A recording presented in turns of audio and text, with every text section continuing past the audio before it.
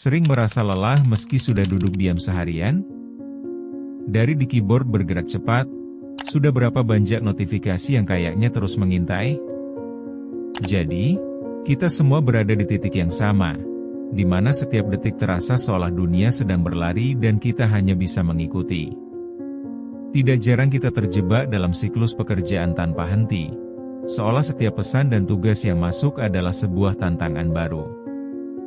Mungkin pertanyaannya, kenapa kita harus merasa begitu tertekan?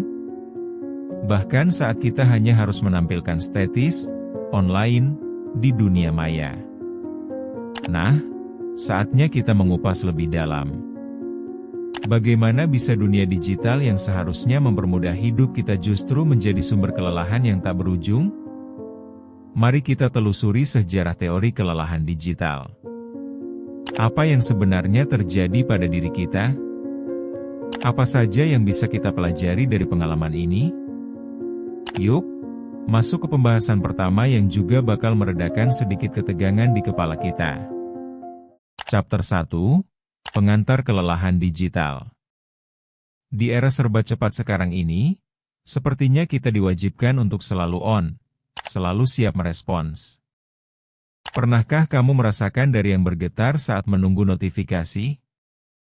Atau mungkin saat jiwa pengen nyantai di sofa, tapi ada rasa bersalah karena bisa jadi ada yang penting?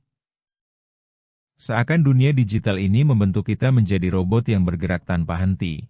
Padahal kita manusia yang butuh jeda, butuh istirahat.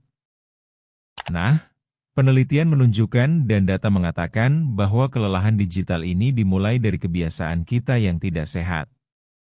Kita merasa butuh selalu terkoneksi, tapi kapan terakhir kita benar-benar terhubung dengan diri sendiri? Mari kita simak lebih lanjut tentang bagaimana perjalanan ini bisa terbentuk, berawal dari perilaku dan kebiasaan sehari-hari yang tampaknya sepele. Chapter 2, Penyebab Utama Kelelahan Digital. Kalau kita bicara penyebab kelelahan digital, ada beberapa faktor yang ingin kita bahas. Ini bukan hanya soal dorongan dari luar, tapi juga bagaimana kita memandang diri kita sendiri. Pertama, ada ekspektasi yang dipaksakan merasa harus selalu tersedia untuk pekerjaan. Tidak hanya itu, dampak sosial pun cukup seram. Dibombardir dengan gambar kebahagiaan orang lain, kita seakan berkomitmen untuk selalu terlihat baik. Padahal, kita tidak menyadari bahwa hal-hal itu bisa membebani pikiran kita. Selain itu, seringnya kita bertukar aplikasi ataupun perangkat dalam sehari. Itu semua bisa menambah rasa capek yang berlebihan.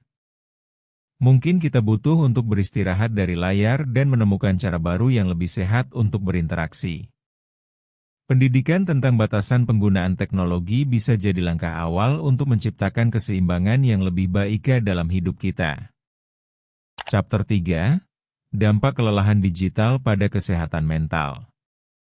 Ngomongin dampak dari kelelahan digital, memang bikin mikir panjang. Seringkali, kita merasa pusing, mudah tersinggung, bahkan sulit berkonsentrasi setelah berjam-jam berada di depan gadget. Dan ini bukan sekadar efek sementara, ada loh peneliti yang menunjukkan bahwa kelelahan digital bisa mengarah ke depresi. Mengapa bisa begini? Karena otak kita dipaksa untuk selalu merespons sinyal dari dunia luar, tanpa memberi jeda untuk refleksi atau istirahat. Akibatnya, kesehatan mental kita jadi taruhannya. Jadi, pentingnya memberi waktu istirahat, bukan hanya pada fisik, tapi juga mental kita.